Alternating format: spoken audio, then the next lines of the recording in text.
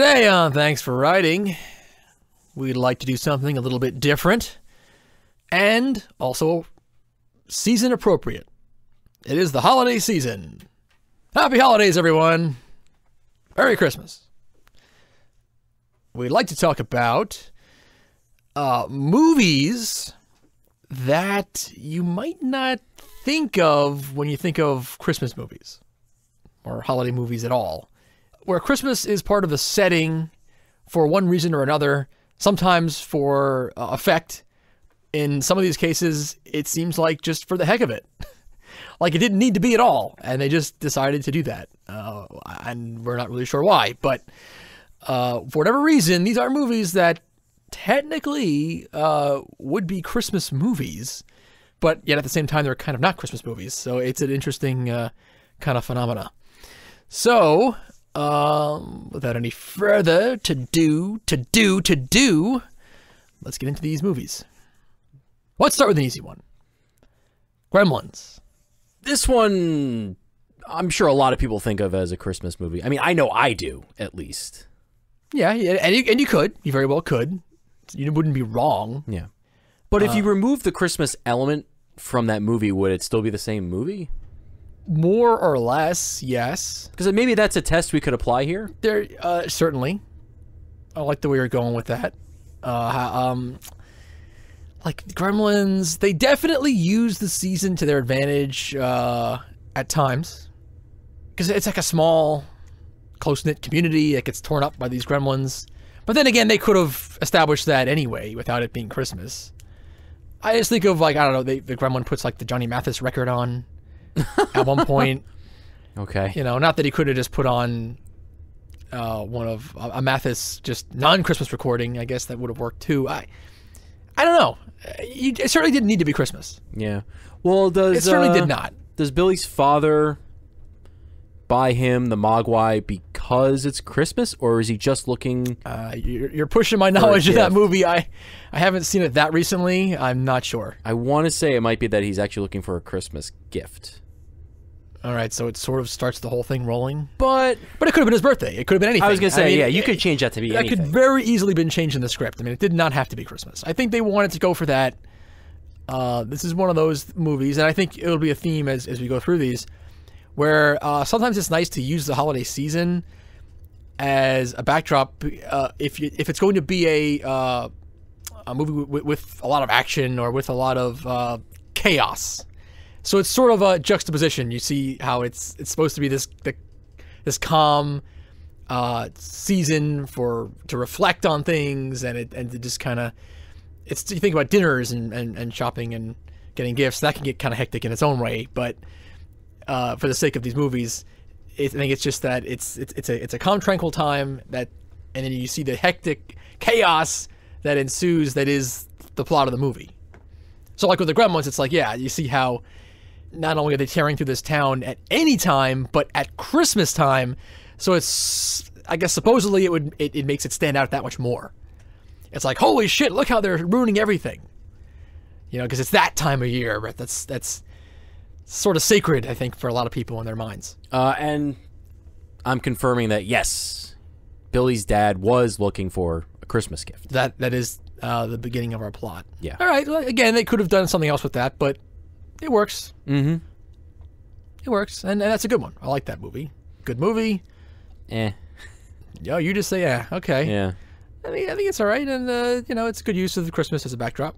I re-upped on it a couple of years ago, and I just really had a really hard time getting into that movie. No. I loved it as a kid, but I don't know why it's not hitting with me today.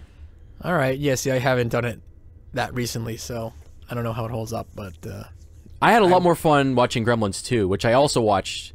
I watched for this past Halloween season. I re-upped on that, and I had more fun watching that. Did that ruin it for you? Ruin what? The first one. Like, did the second one ruin the first one, you think? Well, no, because the second one was a lot more fun. I re-upped on the first one first. Okay, but you would see the second one, you know, in between.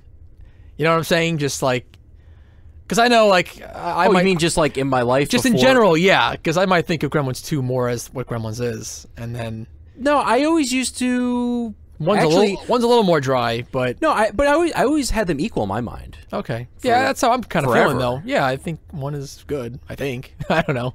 I'll have to try it again. Yeah, I guess don't know. one day soon, but maybe it's the holiday season. I'll try it now. Maybe, sure. Why not?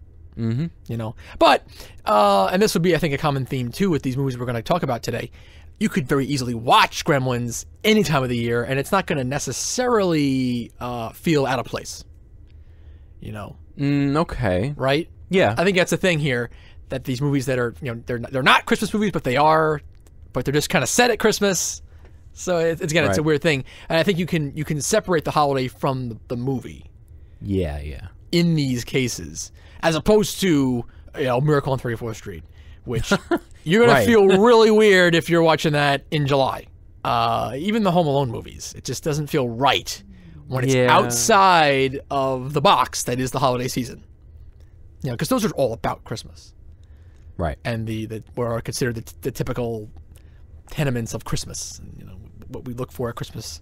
So anyway, okay, so Gremlins. What else we got? I think Die Hard is also in the same kind of vein. Die Hard 1 and 2 are Christmas movies. I think, again, Yeah, a lot of people both. do think of them as Christmas movies, but not everybody. And you can watch that. Well, they're very well At known, any time. just like Gremlins. You could totally remove the Christmas element from that movie and it wouldn't make a difference. Yes, I would say Die Hard, the first two, use Christmas even less than Gremlins did. Oh, yeah, definitely. They didn't even bother to do too much with it. Yeah, it really is just there as a backdrop. Again, possibly just to enhance the chaos that was the evil plots that were going on in both of those movies that John McClane had to thwart. Just to have it happen during the holiday season, to somehow maybe make it seem like, oh, even more dastardly, that they would do this during the holidays. Yeah, I know it's based on a book called Nothing Lasts Forever. I don't know if Christmas is an element in that book. I do want to read it. Oh, that would be interesting to find out. Yeah, they're both based on books. The second one as well. Oh, it is. Oh, I didn't know that. Yeah, based on a book, 58 minutes. Oh, okay. I'll have to check out that one too then. Yes, you should. I have not read. I don't those really do books fiction, but myself, but yeah. I'm going to make an exception in this case. I mean, the second one probably was not. They may have just done it because it was. I guess they felt it was a nice, neat way to do it, to have it exactly a year after the first one. But again, I don't know for sure. I didn't read those books myself either.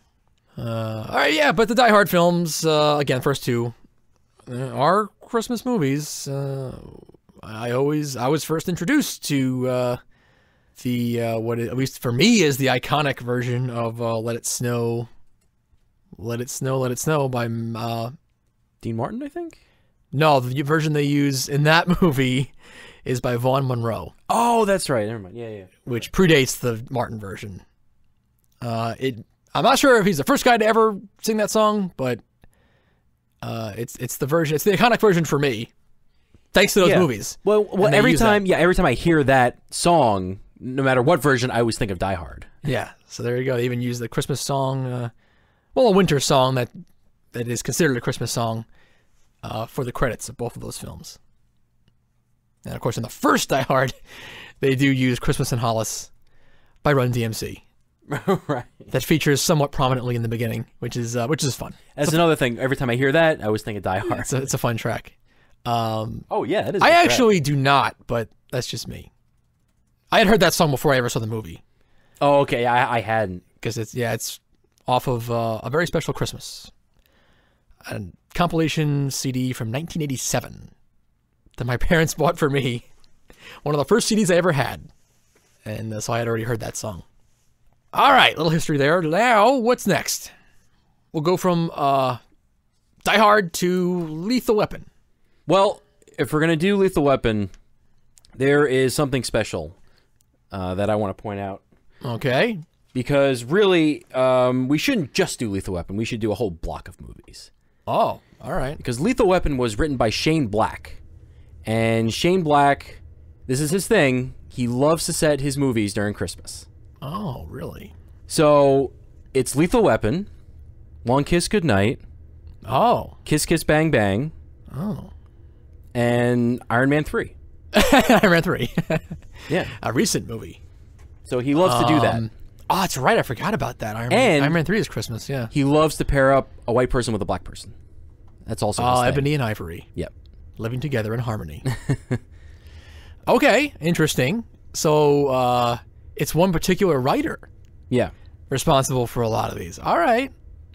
So I think you can lump all those together, and again, you could remove the Christmas element from all of those movies, and they really wouldn't be different. Any one of them, yeah. Very interesting. He likes to set his action films during Christmas. Yeah. All right. I didn't realize the same guy that wrote Lethal Weapon wrote Iron Man 3. Yeah. He directed Iron Man 3 Very also. interesting. All right. Yeah, Christmas didn't really matter in that movie. It didn't matter in any of those. No. Okay. What's next? What else we got? Next, let's go. We talked about Iron Man 3. Superhero movies. Another one comes to mind. Batman Returns. Takes place during Christmas. Yeah. Yeah, it does. Again, doesn't really need to. No. The movie does need to take place in the winter, Okay. I think, just because it's the penguin and kind of snow and ice is a motif used in the movie. It was used even in the poster. It was like the bat symbol was kind of like, I don't know if it's like snow or ice around it. It's a whole motif for the movie and the campaign around the movie. And I think that was good. Didn't need to be Christmas though. I don't know why it couldn't have just been January. But for some reason they went for the Christmas thing. The movie starts. It's like it's the city tree lighting. Yeah. It would be like the Gotham version of the Rockefeller Center tree being lit, and chaos ensues. So they use Christmas as a backdrop in that movie as well. Yeah. And I think that is one that people don't necessarily associate with Christmas. Most likely not. Well, I can see that. I think that's also just a movie that a lot of people don't really remember. Yeah, I'm sure a lot of people just saw it once and weren't that thrilled, and just never thought to see it again. I can see that. Sure, it is a weird movie. It's but I know you love it. I like it. I don't love it. I mean, You don't love it's it. not. It's not my favorite. Okay. Batman's much better. Yeah. 1989. Tim Burton really did go off the rails, just making his own movie. It just happened to have Batman and Penguin in it, and Catwoman. So, but yeah, it is a Christmas time movie. So you get to see Batman at Christmas on that one. Very interesting. Yeah. All right, what else we got? French Connection takes place during Christmas. That takes place during Christmas. Yeah. I don't remember that. At least the beginning does. Okay. But that movie, I don't think it takes place over the course of too long a period of time. I haven't seen it in a while. But there is a part where, at least in the beginning, where I'm not sure if it's Roy Scheider or Gene Hackman or some other cop is dressed up in a Santa suit, ringing the bell outside somewhere while they're, trying to track a bad guy. Undercover, and they run him down. Undercover Santa. Yeah. Okay. I don't know that movie that well, but all right. It's a Christmas movie. Takes place in Christmas time. Can you remove the Christmas aspect? Oh, definitely. Okay. Yeah. So it just happens to be. That's an interesting one. Yeah. Very, very famous movie. Mm-hmm. But I don't think anybody, maybe the French Connection, but I don't think anybody makes the Christmas connection. I'll say that. All right. What do you got? All right. I got an interesting one. I think it's interesting. Ghostbusters 2. Can't see it. I'm doing the peace sign. Just like the ghost does. Yeah. In the logo. Ghostbusters Peace. Ghostbusters 2. If you blink, you could miss it. And if you don't think about it that much, or if you haven't seen it in a while, you easily, again, would never think of this. But the climax of the movie takes place on New Year's Eve. So, by its very nature, the events leading up to that, the reformation of the Ghostbusters as a group and getting back in the good graces of the city, which had to take place over at least a few weeks. I mean, it had to have. There's the whole montage section in the middle where they're doing a lot of ghost busting. So it couldn't happen all in a couple of days. So it had to be before Christmas Day. It just had to be. Yeah. There really is no other references, though, to Christmas. I don't think there's even one Christmas tree or anything. I don't remember seeing anything. Actually, really that could be classified as sort of movie mistakes because it probably wasn't. I guess it wasn't filmed during Christmas. It probably wasn't. So they probably just didn't think about like it. the scenes of New York. I don't think you see any decorations or anything. It's just sort of like because it's not really Christmas, but yet in the movie it would be. So just something to think about. There is in the montage when they're getting back into the swing of things and doing a lot of ghost busting. One part of that, the four guys do come out of a building all wearing Santa hats. Okay. I do remember that. Yeah. You remember that too when I mentioned. Yeah. Yeah. So they are wearing Santa hats in one quick shot, but that's like it's on the screen for like 5 seconds maybe, if even that. Right. That's really quick. If you blink, you miss it. And then there's just the fact that it is New Year's at the end of the movie. But other than that, you could easily miss it. That it's Christmas at all. Interesting. Yeah. Money Train, starring... Is that Woody Harrelson? Woody Harrelson, Wesley and Snipes. Wesley Snipes. All right. Yeah, that takes place I've seen from the film. about Christmas to New Year's. The finale, it ends on New Year's. Oh, it's another one with climax of New Year's. Okay, Yeah, that's but there right. definitely is I haven't seen that in a long time. A small focus on Christmas in the movie. There is. A little bit, yeah. It's not like Ghostbusters where they totally don't acknowledge it. So it is Christmas. Does it have any bearing whatsoever? Not Christmas, but New Year's is supposed to matter. Because the reason why Woody Harrelson wants to... Oh, spoilers. Uh-oh. The reason why Woody Harrelson wants to rob the money train is because something special is going down on New Year's, and that's like the only day he can do it. Okay. So it factors into the actual plot. Yeah, not Christmas, but New Year's does. Okay. Well, I think for Ghostbusters, too, it's the same thing. I think they wanted to have the ending set on New Year's Eve, so... Again, it's just by its very nature, then the other events had to happen like in December. Yeah. Just sort of happened that way, I think. And, you could throw in Strange Days is also the same situation. Yeah, again... The finale, I think, had to end on New Year's for... I can't remember the exact reason. But. Yeah, I'm the same way. I'm a little fuzzy on the whole plot these days. I have seen that movie. It was years ago. Yeah. And, yes, it's a big New Year's thing. But then again, by its very nature, the events of the film were sometime during the holiday season. So, yeah, Strange Days. Strange film. Yeah, a bit of a strange film. Strange entry on this list. But, yeah. What else you got? It might have been the end of mine. Oh, okay. I don't know if I can think of any others right now. I have a couple of You got others. a couple more? Yeah. I'm a huge action movie fan. And Right. so the rest of I have a couple others here on the list that are action movies that are a little more obscure. Cobra is technically a Christmas movie. That's a Sylvester Stallone movie from '86. Wow. What is that about? It's about a cop that plays by his own rules. His name is Cobra. Imagine that. Oh, his name is Cobra? Yeah. Oh, jeez. Well, his that's kind of the... Oh, I'm sorry. It's the short Joe. name. It's Joe Cobra. No. That's sort of the nickname. His full name is Marion Cobretti. Oh, I see. They figured that one out. Yep. Hey, Cobretti. Yo, That call me movie- Cobra. Oh. That movie is it's really one of my favorites of all time because it is a so bad it's good, but it is incredibly bad good. Okay. If you're into that kind of thing, you really have to watch it because the shit in that movie is very funny. Oh, all right. This one is even more obscure. Invasion USA. It's a Chuck Norris movie from, I think, 85. Chuck Norris. Yeah. And again, it's another so bad it's good, but it's incredibly bad good. Incredibly so. Yeah. All right. And there's Christmas in that. It doesn't really matter. It's a movie about Cuba invades the USA. This is sort of like a Red Dawn type of scenario. The communists invade the U.S. and Yeah. they take over Florida, and Chuck Norris has to defeat all of Cuba. So one man Right. army Yeah. completely takes out Cuba on his own. Yep. All right. And it takes place during Christmas. I'm buying it.